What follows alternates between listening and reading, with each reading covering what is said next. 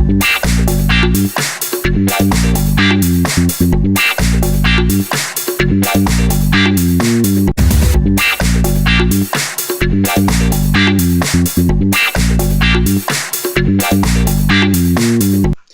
Svetlana, your story is a little bit, I don't know, very, very incredible, and magical. And do you think that happens to a lot of other women, immigrant women, or do you think the key was just your mindset?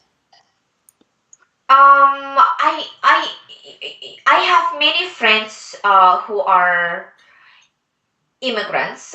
They came from different countries, and as you know, that 70% of immigrants come from Asia. Less people come from Europe. My personal journey is unique as your journey is unique. I think we cannot compare one journey to another journey. Everyone is, it's like our fingerprints, everyone has their unique fingerprints. I think is recognizing the why women immigrate to different countries. It's recognizing that they wanted to pursue better opportunities to have a better life for themselves or their family, their kids, their parents, and also embracing women immigrants. It's simple human kindness that being in the United States, where we have such a diversity, people come from all over the world. To me, it's what makes this country so great and so wonderful that women have many opportunities. Okay, women immigrate because they've been abused in their countries. Women immigrate because there were wars in their countries. Women immigrate like you to pursue the education or to pursue a better life because you have a great education and you speak three languages fluently, which is a great asset. So it's different from my generation. We were the last fifth wave of immigration in the history of immigration in Russia, which started before the revolution of 1917, when many people flee Russia and went to China, to Manchuria, went to Europe. There were two ways. Noble people immigrated to Europe, France, and people who had less money, Fortunate. Yeah. less fortunate, immigrated to Manchuria, to China.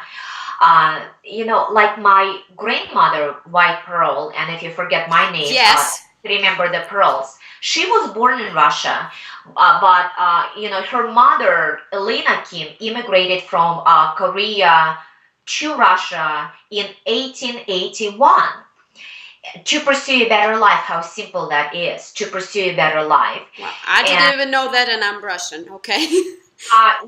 yes. So it's very interesting, like you said, because my book is the first memoir of Korea Saram, which scholars call Korean people in Russia.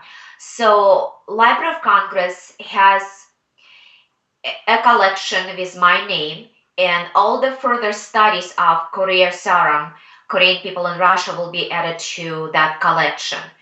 So the history of people migrating from one country to another is really truly fascinating, and it's very modern. Either it was in 19th century when my great grandparents immigrated from Korea to Russia.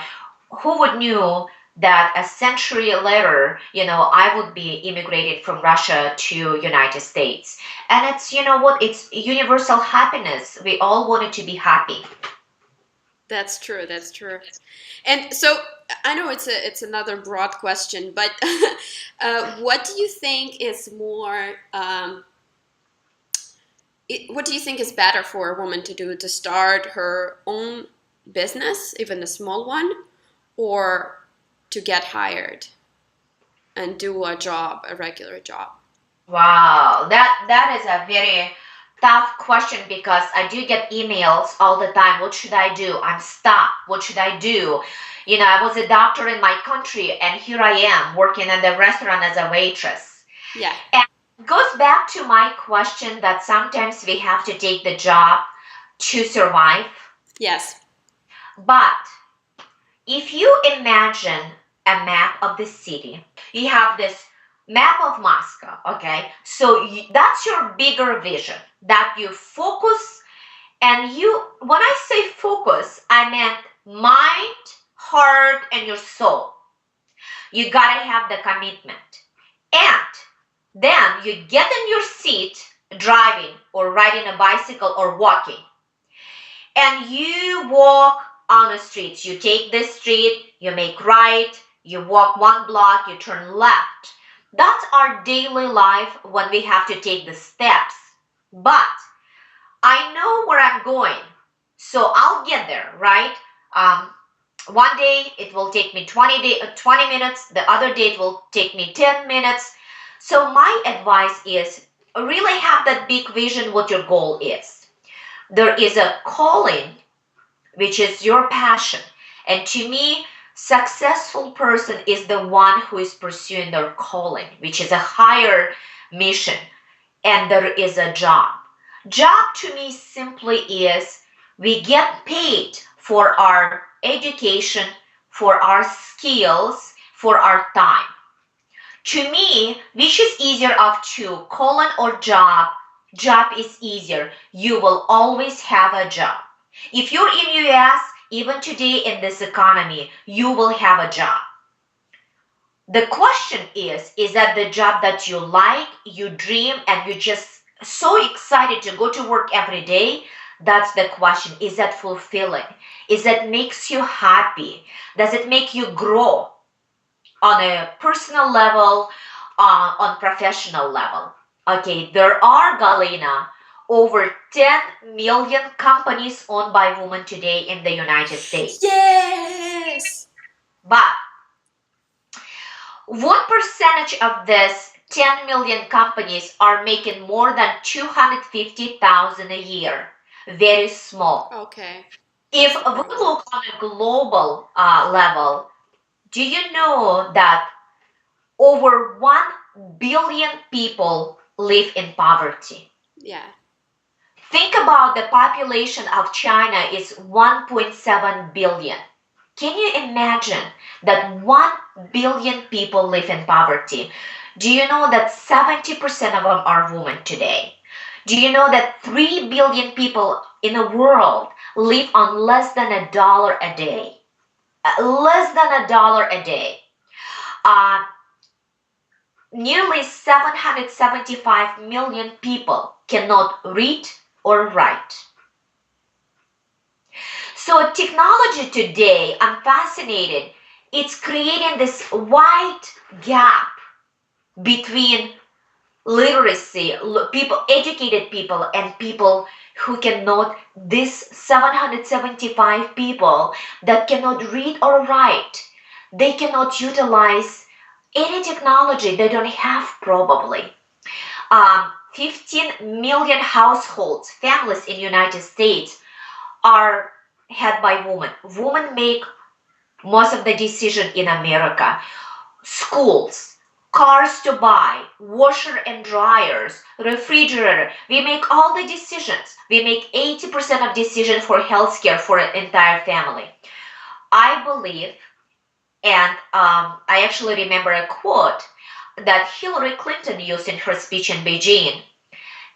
She said, it takes a village to raise a child. But it actually is an African proverb. A lot of people quote Hillary, but it's actually African proverb. So that applies to me. I am here where I am today because many, many women helped me. More than 29% of women live below poverty in the United States. Quarter, 30%. Wow, that's incredible. Yes, yes. So women really, we play a very important role. raising the families, contributing to our society. And yet, what percentage of women leaders at Fortune 500 companies?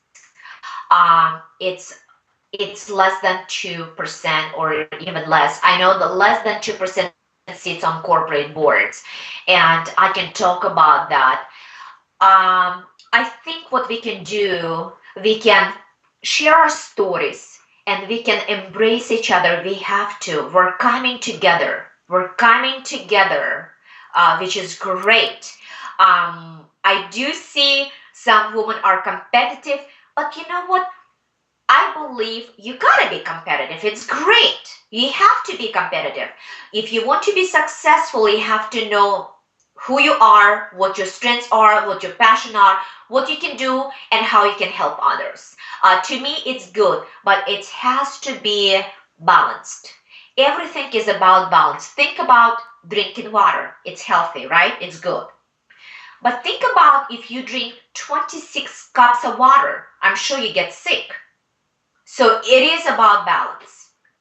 Yes, it is. And I love how you said that we're coming together, and it's really important to me because there's it's incredible how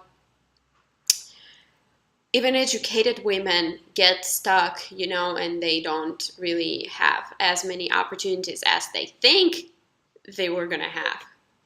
Okay, so let's have a debate. Okay. So one is I help many. I work mostly with successful people, successful women. The one is we're sex educated woman analyzes. We're analyzed too much. We have to be perfect. Yes. Um, when woman strives for a perfection, has to have a balance again. Do you know why? Because when someone who is a perfectionist, there are the fear is number one fear is to make a mistake. So that fear doesn't let them to propel forward sometimes and to take that risk. Jack Welch, renowned legendary CEO of GE, General Electric Company in United States, he said, I asked him, I said, what is your personal definition of leadership? And Jack looked straight into my eyes and he said, when you let others lead. Women sometimes tend to micromanage. They are so overstressed over every detail, which is good on some level. But if you wanted to grow and have a leadership role, it's all about people. It's trusting people and trusting their ability that they can do the job very well. I'm sure in your case, you heard so many times, you know what? It's easier to do it myself. Yeah, it's very typical in Russia. My mom says that all the time. See? And I'm pointing four fingers to myself. I burned out at my previous job years ago because I said the same thing. Oh my gosh, it's easier to do it to myself. But you have only 8 to 12 hours a day to do your job. And if you end up doing the job for everybody else on your team, I'm sure that person is going to burn out and it's not going to last in that leadership role because this person will resign or would say, that's it, I had enough. Wow, you just, yeah, that was a deep one. Leadership is to let others lead. And I just remembered 100,000 times when I made a mistake, doing this, Yeah, that's leadership skills. I made a mistake. Yeah, I like that. Okay, so Svetlana, I remember that you have a lot of mentors that you look up to, and uh, could you please tell us a little bit about one of your favorite books? It's Go Giver. Yes, yes. Yeah, one of my favorite book is Go Giver by Bob Burke, and he's And here it is. a great friend. It's on my bookshelf, but not in this room. Um, I actually, books brought great mentors into my life. One of my, you know, one of my greatest mentor is really White Pearl Bayok, my grandmother.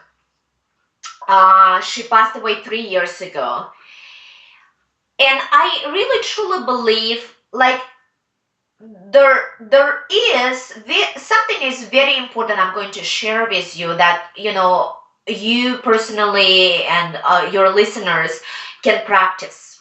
And the secret is that the dreams manifest, become a reality, is when we are in a state of gratitude, and that loving state.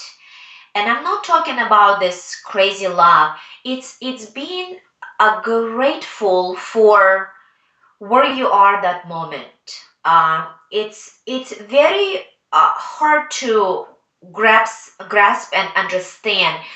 But that moment when you're just walking on the street and you're almost like wanting to hug everyone and say hello to everybody, that kind of happiness and gratitude, this is the state where we connect the frequency, the vibration of our energy with the vibration around us. And I am studying meditation under the guidance of Guru Majalan, Swami Majalan from India. I've been studying meditation since 1992 simply because I was nearly homeless. I had no place to stay, no job. I would be illegal in a country after 3 months being in the United States. I literally could not think about my future. I struggled for years with many fears: public speaking, writing, networking, being out. In fact, if I'll show you a picture back then, I was size 14. Wow. Why why did I gain so much weight? I didn't eat healthy. I couldn't afford a cup of coffee. I couldn't afford a newspaper. I couldn't afford to pay for a bus ride. That emotional burden created that huge weight on my body. So I had to tune in and to surrender myself to higher power. And you would understand me from Russia.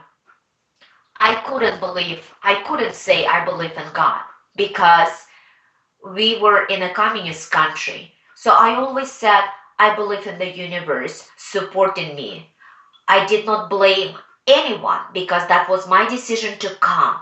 But what I ask for wisdom and to protect me so I don't get raped, I don't get hurt. That's what my concern was because I was living in destitute in a really poor area in Washington or in San Francisco. So the the first place when I went to Salvation Army, I purchased a book for 25 cents because I couldn't speak, I couldn't communicate.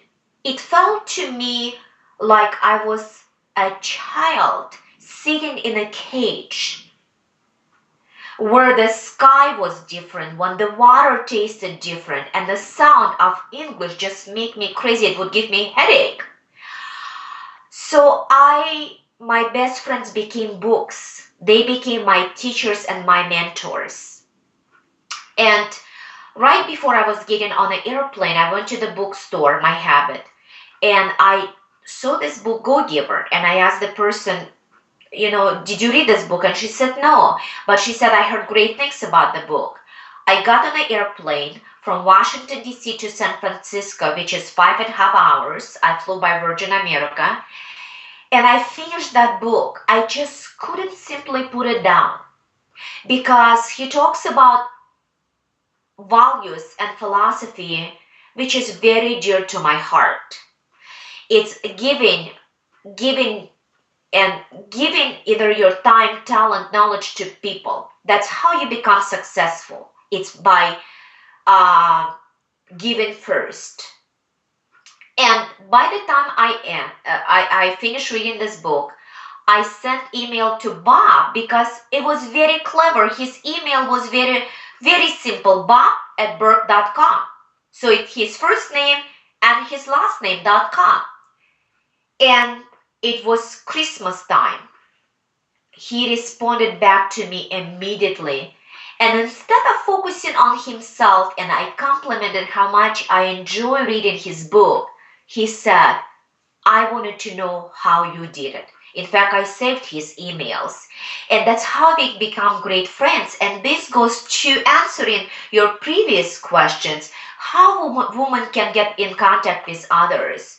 Um, it's following and reading the blogs of people you admire, reading their books. And I'm sure all the people that I reach out responded back to me. Yeah. It's the mindset, believing in greatness, believing in people, and you will attract great people into your life. But if you, oh, there is a story. Yes. Guru came to the village, and he approached a wise man, and he said, "Tell me about people in your village." And the wise man looked and he said, "Well, they're just not happy. They're not happy people here." Well, he thanked this man and went to the next village. And he approached the man and he said, "Tell me about people in your village." And the man looked at him. He said, "Oh my gosh, they're great people. You would enjoy. They're great people." And the guru said, because your eyes, because that's how you see through your eyes, through your greatness. So our mind, our thoughts is our reality. If you think someone is great and you believe in greatness and miracles in this life, you're going to have that in your life. But if one believes that, oh my gosh, everyone is mean and no one is going to help me, this is a terrible country and I regret I came here, what I was thinking, yeah, the people would not be happy. My grandmother was, she didn't talk about religion, but the way of life she lived to me, I think she was a Buddhist. Yes. She Buddhism to me, the spirituality. I respect all religion. I really do. The spirituality to me is really the way of living life. And yeah, it just I loved. She was very kind and loving person. One of the things I admire most about her, Galina, is that she was very forgiving. She had that amazing gift to forgive. And even if she would see someone who is not nice to her, she would still be kind and compassionate to understand where does that hurt and pain comes from in that person. How can she help to dull that pain, or how she can help that moment for that person to feel better about themselves, about himself or herself. She has that enormous, tremendous gift. And I think because she was a loving person, like this story of the guru coming to the village, she saw the world through love and kindness. Svetlana, that's really beautiful. And I wanted to ask you about meditation because I hear about meditation a lot, and I don't really know what that means. So when I go to yoga class, we just sit there, right, and I don't know, try to think about positive things. But what does it really mean? What do you think about, and how does it work? I mentioned that I started meditation. I started yoga in 1992. It's been a long path. Okay, let's talk about the spiritual path of life, and then let's talk about meditation as a tool that we can practice even for 5 minutes a day. The spiritual life is filled with tests. It's constantly test our integrity, test our resilience, test a lot of things. I think the life itself is not easy because it's a one big test, and there is no textbook to prep us for a life. There is no four choices to choose which one is correct. We can only find that on our own, living through that, making the mistakes, and moving forward. So that's the spiritual life. It is just life itself. It's life. Talking about our being, I believe, and this is something that I'm going to share you. I write in my next book.